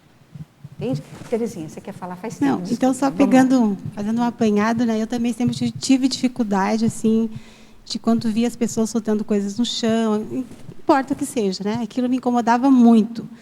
Então, antes de eu vir para cá, eu morei 6 meses na praia. E eu caminhava todos os dias na praia. E eu via o pessoal colocando lixo, e aquilo me incomodava demais. Eu tive a intuição de fazer um exercício. Quando eu ia caminhar, eu levava uma sacolinha e recolhia as coisas pela praia. Ficava meio ridículo, às vezes as pessoas ficavam me olhando, tinha turista, não sei o quê. Mas, para mim, foi um exercício muito bom. Porque, a partir dali, eu comecei a exercitar isso na minha vida, hoje. Assim, isso não me pega mais. Porque, quando eu vejo um fato desse, simplesmente eu vou ali, pego, limpo. Partiu de dentro para fora. Isso, exatamente. É o exemplarismo. Exemplarismo então, arrasta. Eu comecei a fazer isso porque eu precisava desse exercício, porque aquilo me incomodava. Então, o que eu levo hoje? As coisas que me incomodam... O que eu posso fazer? O que eu posso fazer? Então, eu levo para o meu foco. Eu puxo para dentro de mim. Por que está me incomodando esse fato? Então, daí eu inicio a minha autopesquisa. Comecei a estudar cosmoética, né, porque se fala muito na conscienciologia cosmoética, né? Mal eu entendo o que seja ética, né? Mas daí, com esse aprofundamento, quando eu vejo a palavra cosmoética, epa, tem alguma coisa aí, né? Então eu começo, sou assim o meu alerta, né? Aonde que realmente está o fundo das coisas, né? E a partir desse momento eu comecei a ver a questão realmente da admiração e discordância. Isso. Essa semana eu tive exercício. Eu tive uma casuística que me levou pontualmente a pensar sobre essa questão, admiração e discordância, né? Porque a gente está todo momento confrontando, né, com situações, com fatos, né, no dia a dia. E isso me levou assim, está me ajudando muito hoje, né, no meu processo da ética, né? Eu acho a cosmoética assim, uma coisa muito avançada. E sabe que, Terezinha, uma coisa que eu noto? Eu compartilho com a sua colocação gênero, número e grau. Por quê? É o exemplarismo. E assim, não adianta, assim, uma das coisas que eu também lembro numa tertúlia que o professor Valdo ele me deu uma resposta a respeito de intencionalidade e vontade. Ele falou assim, ó, Eliana, não dá para a gente cobrar a intenção do outro. Você tem que cobrar você mesmo. Você tem que estar, você, com a sua intenção bem resolvida. O outro vai fazer da vida dele o que ele quer. Vai fazer da pensanidade dele o que ele quer. Tem como? E isso é de uma inteligência enorme, pessoal, porque dá uma pacificação íntima gigantesca. Você não entra mais em conflito, as coisas se assentam, parece que se resolve. Não é com tudo, tá?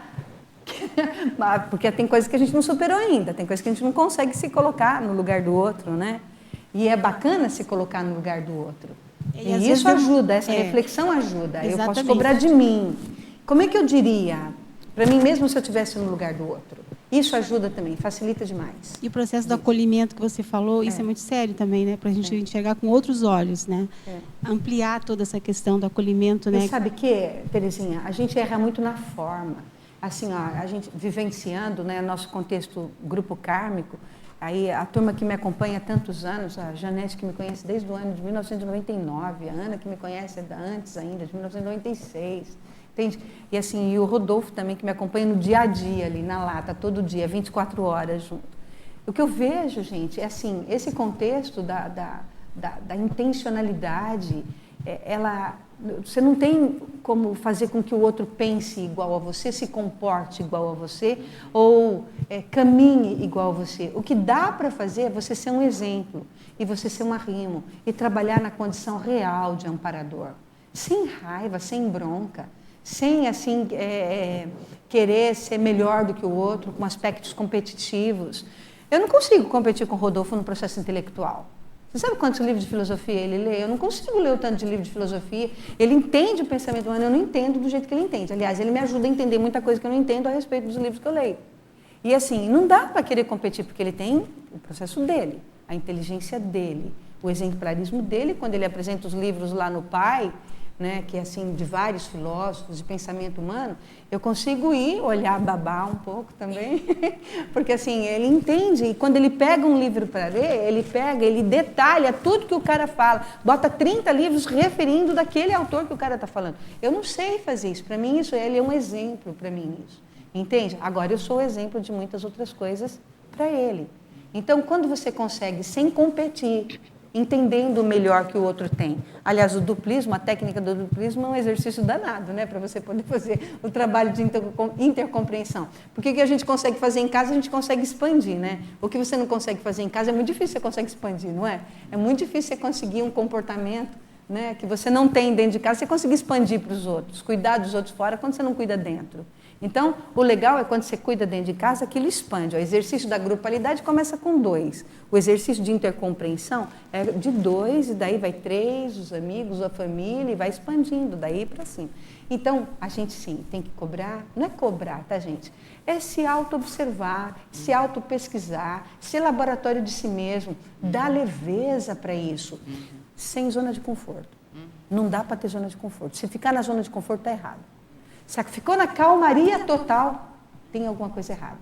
É que a gente não está exercitando, a gente não está trabalhando o suficiente para poder superar. Entende a ideia? Diga, Reinaldo. É exatamente isso eu ia falar.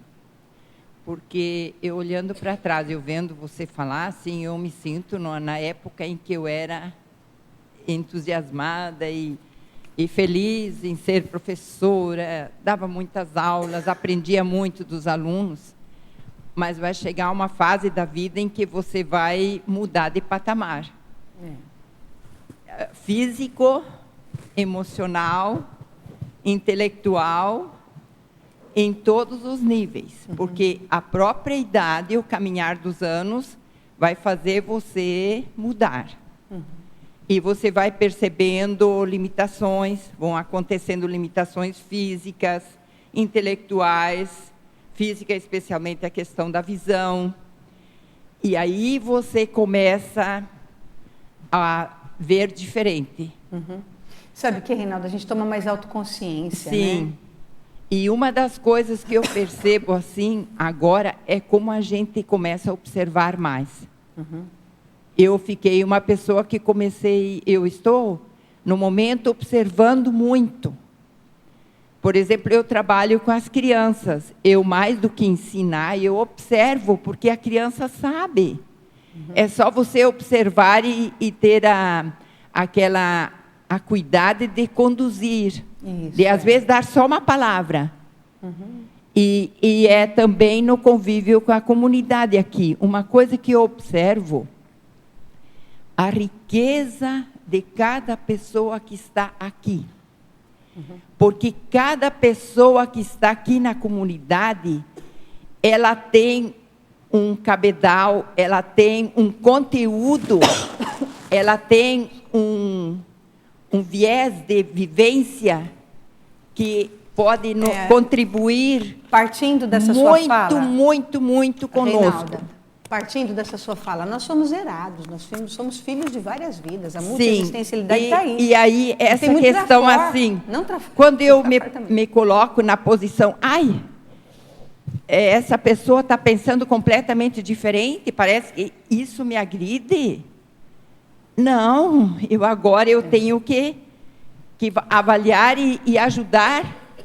Então, muito mais do que ficar numa posição de julgar ou de ver, eu ficar na posição de fazer com que essa contribuição dessa pessoa flua. Essa postura é a postura de amparadora. Eu considero que os amparadores trabalham assim. Eles trabalham com nossos trafores, não com os trafares. E eles ajudam a gente a vencer os trafares através dos trafores. Na hora que a gente foca no trafor, que a gente sabe das competências que a gente tem, a gente não faz vista grossa para as competências que a gente tem, a gente dá espaço para o amparo nos inspirar. E essas inspirações, muitas vezes, faz com que a gente supere, tá vendo isso aqui? Isso aqui é uma falha tua. Reflete, pensa, tá certo isso? Você começa a refletir, começa a superar. Né? E ali, isso é a questão, eu vejo assim, o patamar mesmo que nos faz avançar é a questão do pensene. No momento que eu vou avaliando os meus pensenes, não policiar, porque isso é bobagem, mas avaliando os meus pensenes diariamente, eu vou começando a ter vieses onde eu posso começar a trabalhar. Isso. E nisso o CPC ajuda muito a gente. Isso, Reinaldo, é um dos itens que eu coloco também. Então, essa contribuição. Temos que ter o nosso código pessoal de cosmoética para seguir os nossos valores. E quero te agradecer por você ter vindo aqui expor a tua pesquisa, porque é exatamente isso que faz com que a gente trabalhe de igual para igual e comece a se autoavaliar. E esse trabalho, acho que do domingo de manhã, é um trabalho assim muito de desprendimento, porque a pessoa que vem aqui apresentar, dizer, estou pesquisando isso, ela está ajudando todas as pessoas a se autopesquisarem. A gente fica filho de vidraceiro, sabe, Reinaldo? Tá, não tem como vocês não perceberem meus italianismos, só de fazer leitura corporal já dá para entender um monte de coisa no modo pensene. Eu sou bem psicomotora e tudo mais, né? Então, é bacana, assim. E se eu posso dar uma dica de experiência para vocês, vale muito a pena estar aqui, porque expande a cabeça da gente, tá, gente? Isso aqui, vocês viram que anos, né, o professor Valdo aqui, parece que a cabeça da gente funciona assim a toda a prova. É uma experiência muito significativa, tá? Aí, professor Alexandre, quer colocar? Você está com o microfone há algum tempo, por favor.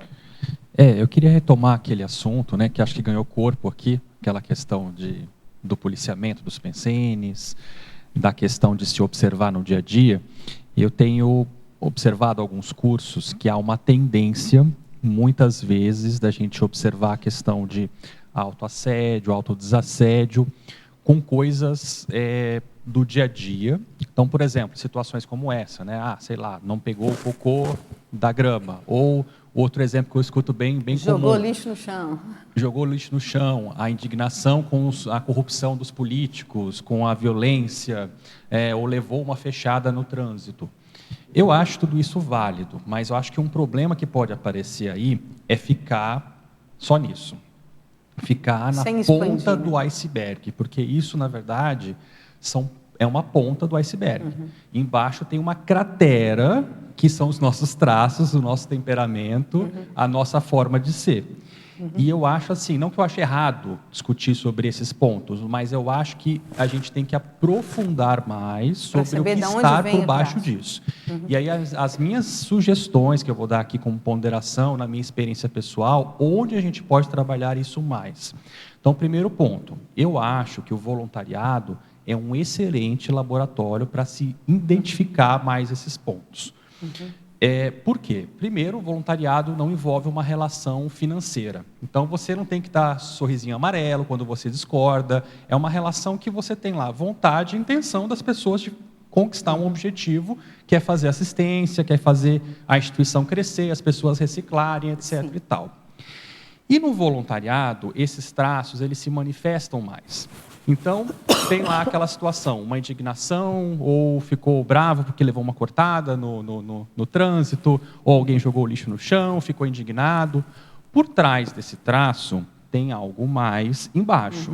Esse algo mais embaixo, geralmente, não se manifesta de uma forma tão clara para nós, porque nós temos dificuldade de fazer uma autocrítica.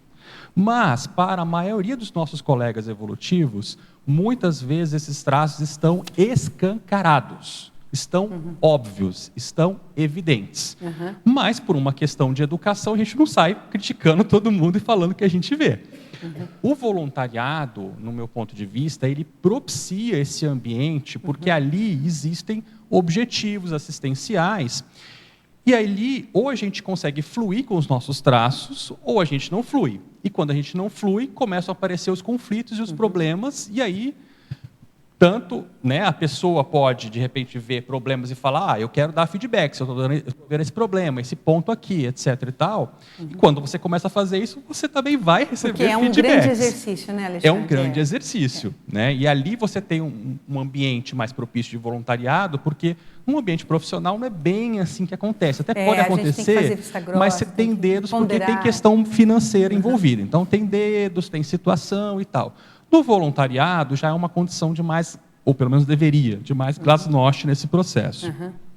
E aí eu vejo que é um grande laboratório este processo, porque ali não vai ficar só essa ponta do iceberg, vai ficar pontos mais sérios, que você vai ver que esses elementos mais sérios que te travam no voluntariado, que te travam no desenvolvimento docente, ou até mesmo de uma liderança mais significativa de algum projeto, tem a ver com esses processos de indignação com políticos, tem a ver com esse processo de você se sentir com raiva quando leva uma cortada no trânsito. Então, esse elemento está aqui, mas aquilo que se manifesta na convivialidade maior é muito mais sério. Isso aí, Alexandre, olha só, o professor Alzira, ela escreveu o livro.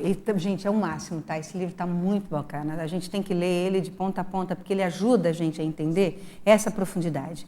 No intencionograma, tá? Que ela também propôs, que é um verbete que ela escreveu, ele faz um rastreio e a gente alcança boa parte dessa profundidade que você está falando, tá? Agora, assim, pelo que o professor Valdo ele expressa, nós podemos fazer esse trabalho. Esse roteiro que eu coloquei aqui para auxiliar nessa autoinvestigação, ele dá um parâmetro para a gente poder se autoestudar, tá? Para a gente poder realmente começar a ver o que está por baixo dessa ponta do iceberg, tá? Então, olha só, não é só como eu penso, de que forma eu penso. Que tipo de mudanças e conquistas específicas quero para mim na minha vida? O que deve ser mudado especificamente? Quando eu coloco isso, eu estou saindo da ponta do iceberg, tá? Eu já vi, o traço ele já apareceu, o comportamento já apareceu, a condição já está evidente para nós mesmos. E quando você fala nessa especificação, você está buscando já o que está nas entranhas, tá? Não é só, ou melhor, o que está na epiderme. Na derme, na epiderme, tá? A gente já está indo buscar no osso a condição. O que deve ser mudado especificamente? Qual é a minha intenção aqui e agora, nesse momento? Né? O que eu faço para mudar hoje realmente e para ajudar os outros realmente? O que eu faço de verdade para ajudar os outros? Porque não adianta a gente estudar e não ter verbação. Né? Para mudar, para realmente chegar junto, para realmente fazer a diferença, você tem que mostrar serviço, você tem que estar junto, você tem que estar na fricção dos ombros. Que eu acho excelente essa sua colocação, porque é a fricção dos ombros no voluntariado que vai fazer assim, nossa, eu penso tão diferente do Alexandre. Por que ele falou isso dessa forma? Não estou entendendo. Mas sem raiva, sem se frustrar. É procurando entender como o outro pensa. Quando a gente procura entender como o outro pensa, a gente não fica com raiva da opinião do outro. Entende? Não, peraí, ele pensa desse jeito, mas a estrutura de pensamento deles... Lembra que eu falei que cada um de nós tem um campo de energia, que a gente tem uma fórmula pensênica? Está respaldado isso nas experiências passadas dessa pessoa. E como a gente estava colocando anteriormente, a gente, aí que a professora Reinalda estava colocando anteriormente, nós somos herados, nós somos filhos de várias vidas, nós temos um monte de trafores que às vezes não estão nem explorados ainda nessa vida, nem apareceram ainda. E que se a pessoa começar a aprofundar essa autoinvestigação e não ficar só na superfície, ela pode encontrar... Ela não vai encontrar o problema, ela vai encontrar como superar o problema. E isso é pensar em solução, isso que eu acho o máximo da inteligência evolutiva. Quando a pessoa realmente está franca em procurar se entender, tem inspirações para ela entender o que está assim, de mais purulento no profundo, na base ali, no esgoto da intraconsciencialidade, entende? Quais são as excrescências da intraconsciencialidade? Isso é real. Na hora que a gente chega aí e está realmente bem intencionado, nós temos sim amparo para fazer as superações. É muito difícil uma pessoa que não esteja bem intencionada para se autoqualificar não ter amparo, gente. É muito difícil não ter amparo numa condição dessa. Então, o problema é que a gente fica se chicoteando, a gente fica, mas eu não sou, eu não tenho isso, estou desmotivado, não sei o quê, não consigo, baixa autoestima, a autoimagem, o autoconceito da pessoa está distorcido, ela não se vê na essência e não procura fazer esse trabalho de maneira qualificada. Quando ela faz de maneira qualificada, ela tem sim inspirações. Peraí, lembra que eu falei? É muito bacana porque a vida ela põe o laboratório na frente da pessoa e a pessoa vai, experimenta, vamos ver como é que você vai se dar agora. E a pessoa, se ela está lúcida, ela pensa antes de agir. Ela não pensa depois que agiu. Entende a ideia? O professor Valdo ele coloca isso nos 700 experimentos. Né? Você é do tipo que age depois que fez, que pensa depois que agiu, que pensa durante a ação ou que pensa antes de agir, né? Então, isso é autoconsciência. A autoconsciência, ela anda de mãos dadas para a compreensão da intenção. De mãos dadas, tá? E isso é muito sério, porque a gente precisa ter essa autoconsciência. Isso não é policiamento, é a autoconsciência. Sou autoconsciente dos meus pensamentos, dos meus sentimentos, observo as minhas emoções, quando eu fico chateada, quando eu fico triste. Gente, olha só a questão de somatização como acontece. Quando a pessoa não entende o que acontece com as emoções dela, bate no soma, ela adoece. Ela tem aí dores, raiva, gera dor na articulação, até não querer mais, por exemplo, tá? Pra vocês entenderem, uma série de doenças acontecem, as cardiopatias, as diabetes da vida, as obesidades, que também é uma patologia, uma série de patologias, ela bate na porta da gente quando a gente não consegue entender as emoções. E assim, começa uma série de somatizações, porque assim, ela não consegue extravasar, deixar a energia fluir, com pensamentos claros, com ideias límpidas a respeito do que ela quer para ela mesma. Por isso que é muito significativo dar significado às próprias emoções e às vivências que a gente tem. E assim, parar, ponderar, pensar, por que eu estou assim? Né? Porque vendo as pessoas que têm sucesso, vendo as pessoas que crescem, vendo as pessoas que realmente alcançam as metas delas, você vai ver que tudo isso é baseado em esforço. Gente, não tem nada que aconteça de benéfico, inclusive de aproximação de amparo, se a gente não arregaça as mangas. E se a gente não trabalha. E o trabalho, ele há de ser suado. Eu não estou falando duro nem sofrível. Eu estou falando de suor. Né? Vai fazer um trabalho aeróbico aí, você quer ficar com o seu coração resistente, caminhar 40 minutos e não suar. Não existe isso, entende? Então, fazendo uma analogia com o trabalho do exercício físico, né? Você vai trabalhar, você vai fazer um trabalho aeróbico para melhorar sua resistência cardiovascular, cardiopulmonar, vai fazer 40 minutos de caminhada, você vai ter que suar. E, igualmente com as questões intelectuais, cognitivas, mentais somáticas. Para poder adquirir determinados patamares, precisa suar. Não precisa suar sangue, tá? Mas precisa suar, precisa de esforço, precisa de dedicação, precisa de comprometimento com a própria evolução. E essa intenção, ela faz com que a gente alivie uma série de coisas. A evolução se torna mais prazerosa. Algumas questões que acontecem no nosso cotidiano, aquilo, você observa, analisa, aquilo não te causa mais danos. Né? Lembra que no contexto da desperticidade, o ser desperto é a pessoa mais assediada que tem. Lembra? Palavras do professor Valdaí. Mas ele não se incomoda com os assediadores mais. Ele sabe lidar com a situação. Ele entende aquilo que chega, que se aproxima, aprende a lidar com aquilo e se torna um exemplo para poder ajudar as consciências que estão no seu entorno a se reconstruírem. Ele assiste, através principalmente do exemplo, ele não precisa nem falar nada, é o exemplo dele. É a forma de agir, de ser, que expande a energia, que espraia a energia e que vai aí arrastando para o melhor. Entendem a ideia? Então, olha só, no roteiro também que eu coloquei para vocês, olha só, manter direcionamento do pensamento. Aquela técnica que eu estava falando para vocês do cronômetro, ela ajuda bastante. Lucidez e hiperacuidade. Não dá para estudar intenção sem pensar em discernimento.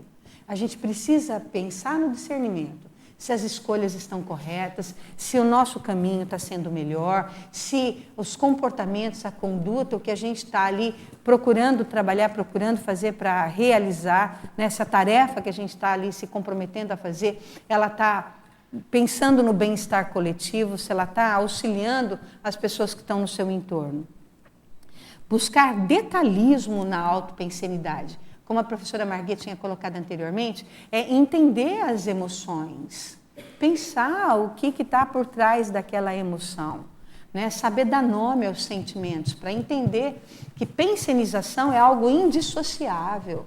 Né? Você pode carregar mais no pensamento, pode carregar mais na energia. Olha só, um atleta, por exemplo, se ele não tem estudo e ele não tem aí o exercício do afetivo, ele passa como um trator, porque ele é executivo, ele vai, ele executa, ele nem quer saber do que está no seu entorno. Essa é a condição mais da pessoa psicomotora. Não, se há o pensamento, o entendimento do pensamento, o estudo para o refinamento do pensamento, se há qualificação da melhora dos processos afetivos, emocionais, isso tudo vai se refinando. E aí, sim, a gente consegue um comportamento, ações e concretizações sem desânimo, sem desmotivação, sem vitimização, sem choro. Entende a ideia? Então, assim, a pessoa, quando ela pondera e ela começa a trabalhar isso, precisa ser algo ser habitual. Ele tem que estar no cotidiano. Ele tem que estar, assim, sendo extravasado nas energias cotidianas. No início requer esse desempenho, esse esforço maior. Mas com o passar do tempo, isso ele acontece de maneira tranquila, de maneira positiva, de maneira harmônica, de maneira homeostática. Entende a ideia? Então, isso facilita demais a ressignificação das experiências passadas. Dar significado, ressignificar, entender. Isso, gente, leva a gente a ser resiliente.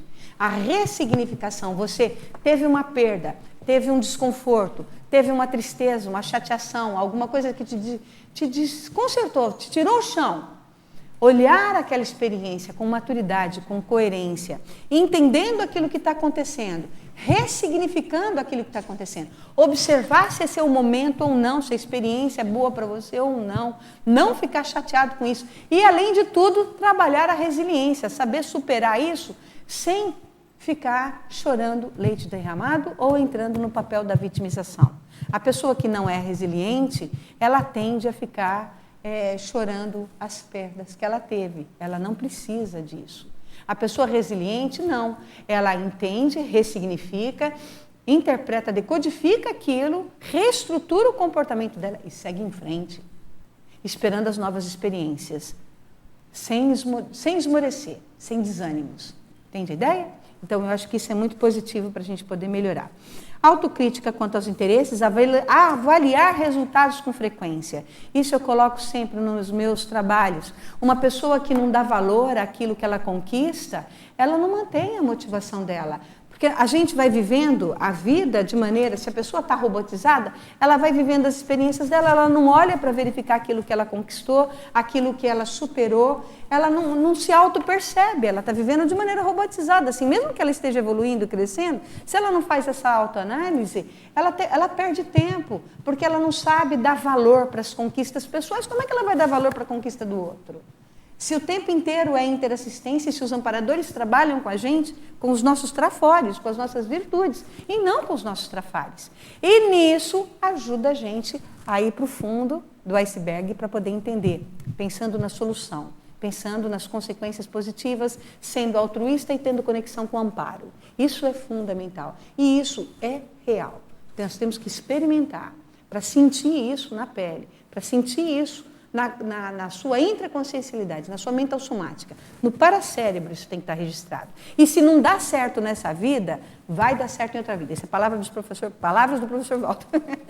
E tenho dito. Porque olha só, Reinalda, ele sempre fala, a gente tem que insistir nos bons exemplos, insistir nas boas situações, nos bons direcionamentos. Tal qual bússola orientadora. Tem um capítulo no Homo Sapiens Reurbanizados que vale a pena a gente estudar. No Homo Sapiens Reurbanizados, tá? Chama Bússola Consciencial. Anota aí, página 257. Leiam. Isso é tudo para quem quer estudar a intencionalidade. Porque funciona como bússola orientadora e a gente começa a se sentir melhor com a gente mesmo, mais autoconfiante. Sabe aquilo que o professor Valdo falava para a gente assim? Você sente uma força, uma convicção de que você está no caminho certo?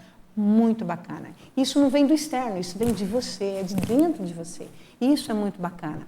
E eu acho que isso mantém a gente assim inspirado no caminho correto, né? Aí você vê que assim as coisas estão sendo seguindo um rumo otimizado e que você, mesmo que você não chegou naquela meta que você almejava, às vezes aquilo não era para você. Você tem que experimentar outras coisas antes de chegar naquela meta maior. Então vive, experimenta, trabalha, que as coisas vão se ampliando. E se não acontecer nessa vida, por qualquer motivo, eu considero que a gente tem que estudar os estágios evolutivos aí, e ainda se a gente está na fase de vitimização, vai demorar mais tempo. Então, na fase de vitimização, é muita insistência, persistência, continuismo, até passar na fase da recomposição. Entrou no estágio da recomposição, as coisas começam a fluir. Mas no nosso patamar, a gente tem que pensar logo na fase da libertação, no estágio da libertação, porque a gente tem que pensar num número maior de pessoas a serem assistidas que não só a gente, tá bem? Então, é isso que eu tinha a passar para vocês. A professora Janete já falou aqui que nosso tempo acabou. Eu agradeço enormemente a presença de todo mundo, tá? Ajuda esse exercício dos debates, a gente consegue refletir. Vou acrescentar algumas coisas aqui, certamente, tá? E aí, a próxima tertúlia que eu vou trabalhar, não é nesse sábado agora, no dia 27, é o professor Djalma Fonseca. Ele vai estar trabalhando com o tema Recursos Conscienciais da especialidade Conscienciometria, tá? Então, está todo mundo convidado.